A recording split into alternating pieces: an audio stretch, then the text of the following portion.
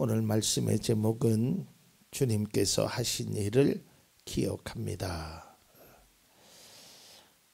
여러분, 사람에게는 서로 가진 것이 다르지요. 자라난 환경도 다르고 또 지식의 수준도 다르고 경제적인 능력도 다르고 사람들이 갖고 있는 것은 각자가 다 다릅니다. 그런데 그럼에도 불구하고 다 공평하게 가진 것이 있다면 그것은 바로 시간이라는 것입니다. 시간은 누구에게나 다 공평합니다. 돈이 많은 사람이라고 하여서 그 사람에게 더 많은 시간을 주는 것도 아니고 권력을 많이 가진 사람이라고 해서 또 우리같이 부족하다고 하여도 시간은 모든 사람에게 다 동일합니다. 보통 시간을요, 과거, 현재, 미래 이렇게 나눕니다. 과거와 현재는 사람들이 공통적으로 경험할 수 있습니다. 누구나. 그러나 미래는 그렇지 않지요. 누구에게나 보장되어 있는 것은 아닙니다. 또한 현재를 살아가는 사람은 누구나 다 과거라는 것이 존재합니다. 그래서 제가 말씀을 준비하다 보니까 과거를 통해 현재를 본다라는 말이 있더라고요. 내 과거가 이랬지.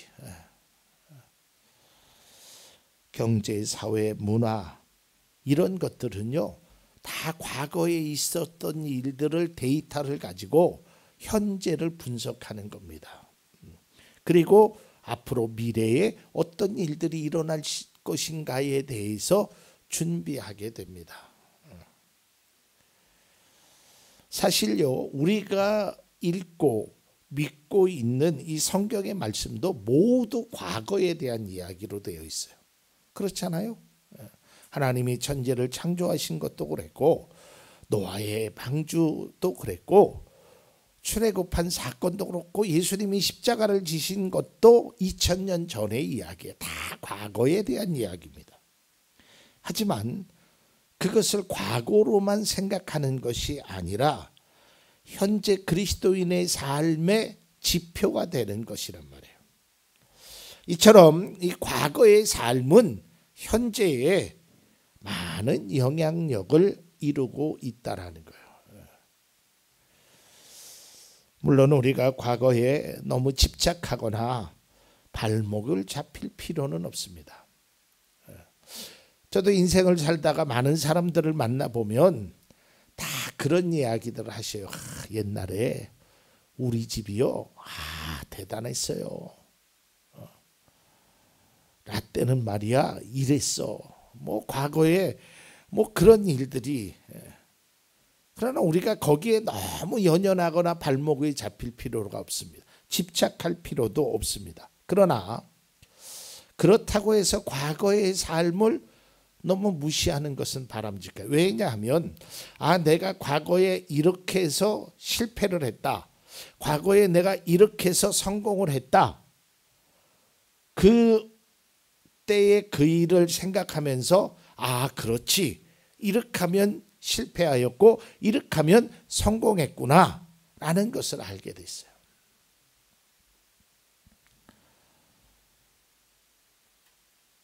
다시 말해서 이 과거는 현재의 그림자입니다.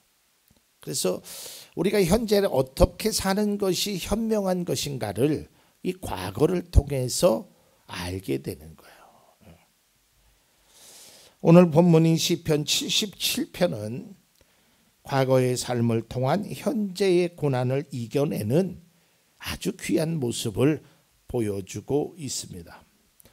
이 시편 77편의 저자인 아삽은 현재에 자기가 처해 있는 상황이 매우 심각한 상황이에요. 이 절박해요. 너무 어렵단 말이죠. 어찌할 수 없는 상황에서 마냥 손 놓고 있을 수는 없잖아요. 이 아삽은 원래 하나님을 이렇게 찬양했던 그러한 예전에 기업도 갖고 있었던 사람입니다. 또 신앙적으로 굉장히 열심히 했던 사람이에요. 또 우리 그리스도인들도 마찬가지잖아요. 하나님을 믿는 그리스도인들이 이 고난 가운데 우리가 어떻게 해야 될 것인가, 이것을 우리가 바라보게 됩니다. 제가 언젠가 몇 주 전에도 그런 말씀을 드렸지만 제가 작년서부터 이 시편의 말씀이 자꾸 제 마음에 와닿는 거예요. 물론 우리 성도님들도 고난 당하시는 분들도 있고 또 저도 나름대로의 그런 아픈 문제 이런 것들을 제가 시편을 보니까 꼭 내 얘기를 하는 것 같아요. 오늘 말씀을 읽어보면 구구절절이 다 내가 이랬었지, 내가 예전에 이랬지, 내가 지금도 이렇게 살지, 뭐 시편 말씀에 그런 것들이 너무 많이 와닿는 거예요. 그래서 제가 뭐 한 달에 한 번, 많게는 두 달에 세 번씩 시편의 말씀을 가지고 말씀을 나누는데요. 오늘 본문인 시편 77편도 제가 읽으면서 이게 꼭 나를 향한 말씀이었어요. 이 말씀을 통해서 우리가 한번 은혜를 나누고자 합니다. 여러분, 보통 시편 77편은 이 두 부분으로 나누고 있는데요. 1절에서 9절까지는 내가 당한 고난을 고백합니다. 그리고 10절에서 20절까지는 하나님께서 그 고난을 이겨낼 수 있는 그런 구원의 섭리를 찬양하고 있습니다. 자, 구체적으로 시편 77편의 말씀을 들어가면 77편의 시작은 인생의 밤에 대한 괴로운 심정을 드러내고 있어요. 여러분, 모든 그리스도인들이 다 그런 것은 아니지만 많은 그리스도인들이 가장 힘들 때 하는 일이 기도입니다. 그렇잖아요. 여러분, 우리가 뭐 믿는 사람이든 믿지 않던 사람이든 막 깜짝 놀라는 일이나 막 갑자기 막 물에 빠지게 되거나 막 이런 일 당하면 제일 먼저 부르는 이름이 뭐예요? 아버지, 엄마, 이거예요. 뭐 믿든 안 믿든 뭐 그렇게 얘기해요. 근데 믿음의 사람은 가장 힘들 때 가장 먼저 하는 게 뭐예요? 그래도 기도입니다. 그래서 이는 이렇게 기도합니다. 77편 1절입니다. 내가 하나님께 소리 높여 부르짖습니다. 부르짖는 이 소리를 들으시고 나에게 귀를 기울여 주십시오. 하나님, 내가 지금 너무 힘듭니다. 하나님 앞에 부르짖습니다. 부르짖는다는 말을 두 번씩이나 해요. 그게 아주 간절한 마음으로.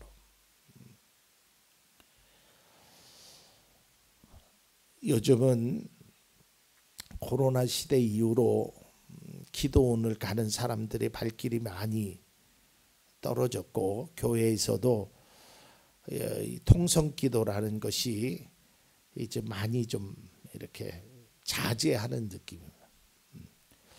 여러분, 기도원 가서 이 기도굴에서 기도하는 사람들의 그 기도의 내용을 다른 것은 몰라도 꼭 우리 귀에 들리는 말이 있어요. 기도굴에서 뭐라고 하죠? 주여, 주여, 주여. 이게 뭐예요? 그냥 그 속에는 나의 모든 무거운 짐, 모든 시험, 모든 걱정을 하나님 살려주세요라는 말이에요. 우리 교회도 오후에 우리 안수 집사님 찬양한 이후에 통성으로 기도할 때 뭐 먼저 하죠? 주여, 주님을 부르는 거예요. 오늘 이 아삽은 자신이 당한 고난에 대해서 하나님 부르짖습니다. 지금 우리가 말하면 주여, 주여, 주님, 주님 부르짖는 거예요. 아주 마음에 아주 간절함을 느낄 수 있어요. 그런데요, 이렇게 기도하면 하나님께서 응답하시겠지, 그것을 다 기대하고 있잖아요. 그리고 이렇게 기도하면 불안과 근심은 사라지고 하나님의 위로와 응답이 있겠지. 그런데 그 기대가, 그 소망이 이루어지지 않는 거예요. 그러니까 얼마나 답답해요. 여러분, 사실은요, 기도하는 사람이 더 답답함을 느껴요. 기도하지 않으면 답답함을 느끼지 않아요. 제가 예전에도 그런 말씀을 드렸지만, 예전에 아이들, 학생들 이제 수학을 제가 가르치잖아요. 그러면 막 지가 공부하다가 막 이게 풀다가 이게 안 풀리잖아요. 그럼 막 답답해 갖고, 목사님 이거 어떻게 풀어야 돼요? 이거 어떤 방식으로 써야 돼요? 이게 공식이 뭐죠? 막 답답해서 물어봐. 그러면 알려주죠. 근데 어떤 아이는요, 전혀 답답하지 않아요. 그래서 내가 물어, 야, 너는 답답하지 않니? 그래. 아, 목사님 저는 답답하지 않아요. 그래요. 너는 다 아니? 아니요? 근데 왜 답답하지 않아? 그냥 찍으면 돼요. 그래요. 그러니까 공부 안 하면, 그럼 뭐 그냥 찍어서 맞으면 다행이고 안 맞으면. 믿음의 사람도 마찬가지예요. 여러분, 누가 답답함을 느끼는 줄 아세요? 오히려 기도하지 않은 사람보다 기도하는 사람이 답답함을 느껴. 기도하지 않은 사람은 에이, 될 대로 되라. 뭐 하나님이 들어주시지도 않는데, 교회 다닌다고 소용도 없고, 목사님 맨 기도하라고 그러는데 그거 다 소용없다. 오히려 더 답답함을 느끼지 못해요. 근데 기도했는데 안 된단 말이에요. 하나님을 찾았는데 여전히 불안한 마음, 뭐 문제가 해결된 게 하나도 안 보이는 거예요. 눈에 내가 원하는 대로, 내가 뜻하는 길이 보이지를 않는 거예요. 그래서 그는 이렇게 표현하죠. 2절과 3절입니다. 보면, 내가 고난당할 때에 나는 주님을 찾았습니다. 밤새도록 두 손을 치켜들고 기도를 올리면서 내 마음은 위로를 받기조차 마다하였습니다. 내가 하나님을 생각하면서 한숨을 짓습니다. 주님 생각을 골면하면서 내 마음이 약해집니다. 이게 우리의 모습이에요. 제가 그랬거든요. 뭐 매일같이 기도원 가서 하나님 나 어떻게 해요? 뭐 무슨 뭐 전능하신 하나님 뭐 이런 기도 아무것도 안 나고, 하나님 저 어떻게 해요? 어떻게 해요? 그런데도 아무것도 변화한 게 없어요. 한숨만 생각나요. 소리를 지르는 것도 부족해서 손을 들고 그것도 밤새도록 하나님을 찾습니다. 그럼에도 불안과 답답한 마음으로 그의 모습은 이렇게 됩니다. 4절 말씀입니다. 주님께서 나를 뜬 눈으로 밤을 지새우게 하시니 내가 지쳐서 말할 힘도 없습니다. 제가 이 77편 말씀을 읽으면서 와, 어쩜 나하고 똑같을까.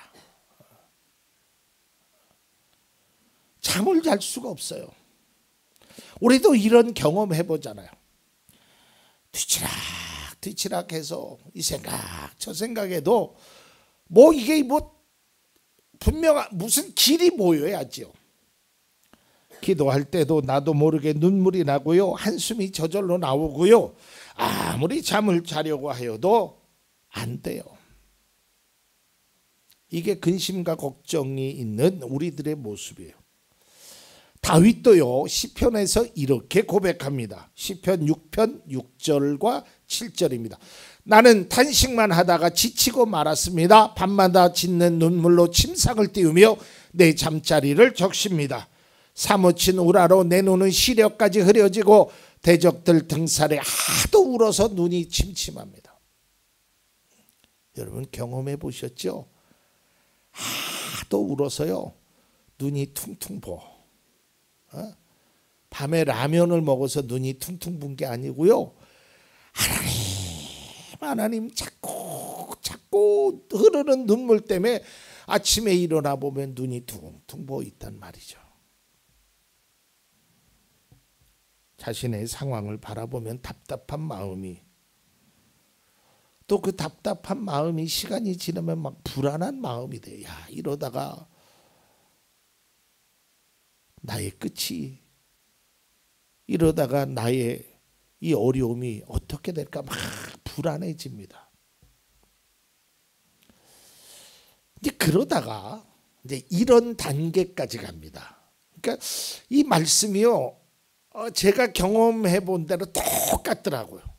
저도 이랬거든요. 이제 막 불안해져. 야, 이러다가 큰일 나는 거 아닌가? 이러다가 어쩌지? 그러다가 이제 무슨 마음이 드냐면 이런 마음이 듭니다. 오늘 본문 7절과 8절입니다. 주님께서 나를 영원히 버리시는 것은 아닐까? 다시는 은혜를 베풀지 않으시는 것일까? 한결같은 그분의 사랑도 이제는 끊기는 것일까?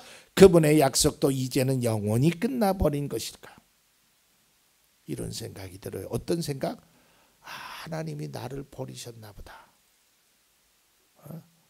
하나님이 내 기도를 듣지 않으시는구나.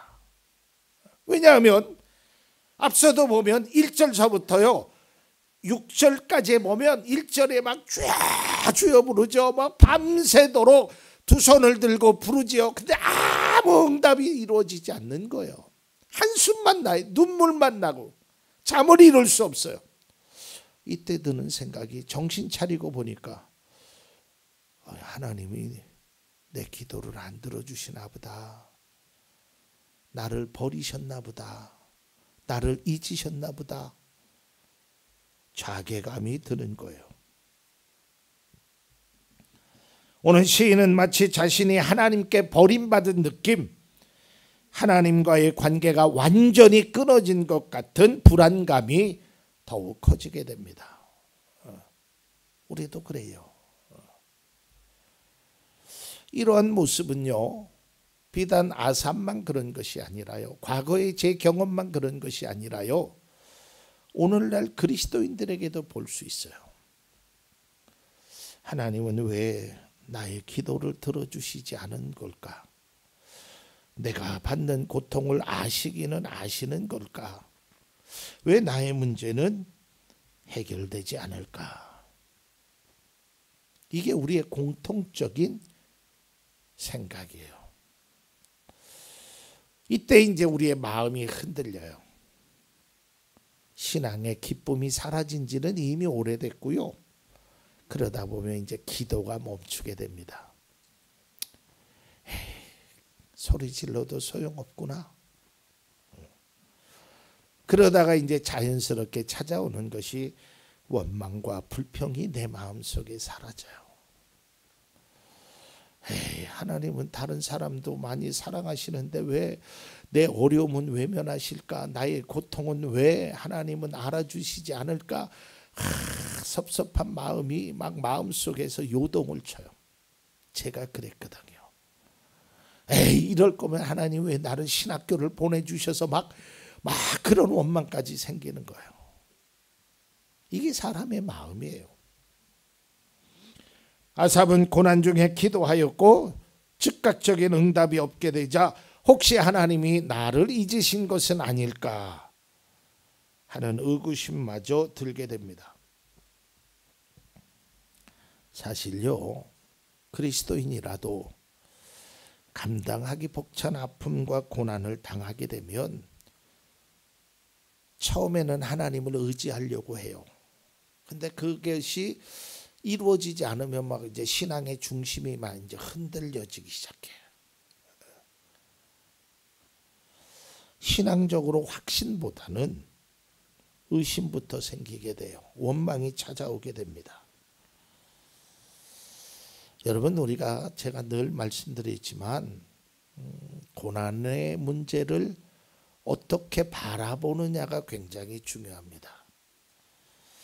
고난을 겪을 때 오늘 본문의 내용은 아니지만 우리가 꼭 먼저 항상 생각해야 될 하나님의 말씀이 있습니다. 그러니까 여러분들이 이제 이전에도 고난을 겪었고 앞으로도 고난을 겪게 될 거잖아요. 안 겪으면 좋지만 그러니까 고난을 겪을 때 꼭 기억하실 말씀이 고린도전서 10장 13절입니다. 여러분은 사람이 흔히 겪는 시련 밖에는 다른 시련을 당한 적이 없습니다. 하나님은 신실하십니다. 여러분이 감당할 수 있는 능력 이상으로 시련을 겪는 것을 하나님은 허락하지 않으십니다. 하나님께서는 시련과 함께 그것을 벗어날 길도 마련해 주셔서 여러분이 그 시련을 견디어낼 수 있게 해 주십니다. 여기서 세 가지를 우리가 바라봐야 돼요. 자막 아직 끄지 마시고요. 자, 세 가지 뭐냐면, 첫째는 모든 사람들이 다 시련을 당한다는 거예요. 다른 사람들도. 그 다음에 두 번째로는 우리에게 하나님은 그것을 감당할 수 있는 능력을 주신다는 거예요. 그 다음에 세 번째로는 감당할 수 있는 능력이 우리가 안 되면 하나님께서 피할 길도 열어주신다는 거예요. 이게 성경이에요. 이게 사도 바울이 자신의 삶을 통해서 고백한 거예요. 여러분, 우리도 마찬가지입니다. 하나님께서 감당할 수 있는 능력을 주시고 피할 길을 주시겠다 그래요. 그러니까 여러분, 고난당할 때 꼭 고린도전서 10장 13절의 말씀, 이 말씀이 하나님의 말씀이고 약속으로 믿는다면 우리는 이 말씀대로 살아야 하는 것입니다. 자, 그 다음에 두 번째로 오늘 본문에 나타난 이 아삽이 보여준 모습인데요. 이것이 매우 중요합니다. 그게 뭐냐면 하나님이 하신 일을 기억하는 겁니다. 즉 과거를 기억해 보세요. 과거에 베푸신 하나님의 은혜를 생각해 보는 겁니다. 서두에 말씀드렸듯이 과거가 없는 현재는 없습니다. 현재를 사는 사람은 누구에게나 과거가 존재합니다. 아삽은 현재의 고난을 통해서 막 처음에는 불안한 마음도 생기고 의구심도 들고, 아, 하나님이 나를 잊으셨나 보다 막 이러다가 이제 10절서부터 반전이 됩니다. 11절과 12절입니다. 주님께서 하신 일을 나는 회상하렵니다. 그 옛날에 주님께서 이루신 놀라운 그 일들을 기억하렵니다.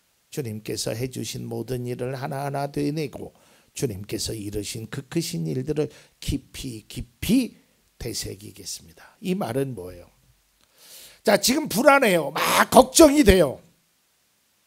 원망도 돼요. 그런데 가만히 생각해 보니까 지금까지 어떻게든 살아왔거든요. 또 지금까지 하나님께서 은혜 베푸신 것을 생각해 보니까 많이 있거든요. 그렇다면 과거에 베푸신 하나님이 지금도 베푸신다는 거예요. 그러니까 이 일을 통해서 과거의 일을 기억하면서 생각이 달라지게 되는 거예요. 생각이 바꿔지게 되는 거예요. 그렇구나. 저분이 저랬지. 과거에 이렇게 해주셨지. 내가 과거에 하나님으로부터 받은 은혜가 이렇게 많지. 이제 그 다음부터는 소망이 생기기 시작해요. 그 다음부터는 용기가 생기기 시작해요. 그 다음부터는 걱정과 근심이, 두려움이 사라지게 돼요. 지난날에 하나님께서 베푸신 은혜를 묵상하면서 지금의 고난을 이겨내려. 이러한 모습은 그리스도인들에게 꼭 반드시 필요합니다. 아마 모르긴 몰라도 이 자리에 계신 분들 중에, 모든 그리스도인들 중에 지난 과거에 하나님의 은혜를 받지 않았다고 생각할 수는 있을지 몰라도 하나님의 은혜를 받지 않은 분은 없을 겁니다. 분명히 하나님께서 은혜를 베푸셨어요. 저는 확신합니다. 왜냐하면 하나님은 우리를 사랑하시기 때문에 그래요. 그러니까 하나님이 반드시 지난 과거에 이렇게 저렇게 은혜를 베푸셨다니까요. 그 과거의 일을 생각하면 현재가 너무너무 감사한 거예요. 현재 어렵고 힘들어도 이겨낼 수 있는 거예요.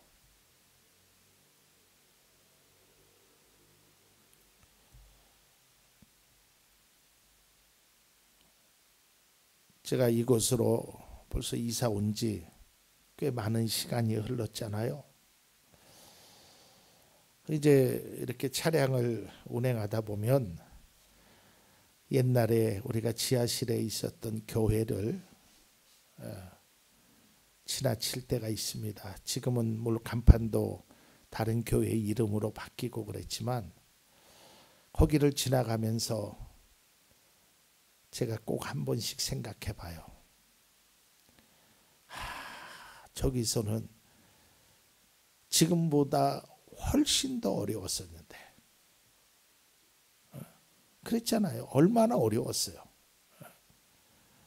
지금 우리가 잊어버려서 그렇지 그때는 예배만 끝나면 모든 의자를 다 옮겨놔야 되고 무거운 식탁을 들고 주방이라고 아주 조그만 공간에서 제가 거기에서 그 목양실에서 말씀을 준비하면서 참 눈물도 많이 흘렸고 그런 생각도 가져봤어요. 만약에 여기에 불이 나면 나는 이 자리에서 죽게 될 것이다. 뭐 피할 방법이 없는 곳이었어요. 그 정도로 열악한 환경이었어요. 제가 지금 어려울 때, 힘들 때 그것을 한번 지나가 나면 얼마나 감사가 생기는지 몰라요. 하나님이 이렇게 해주셨는데 지금의 고난도 이기게 하시겠지. 하나님께서 과거에 베푸신 은혜가 오늘 단절되지 않습니다. 왜냐하면 하나님은 여전히 여러분을 사랑하고 계시기 때문입니다.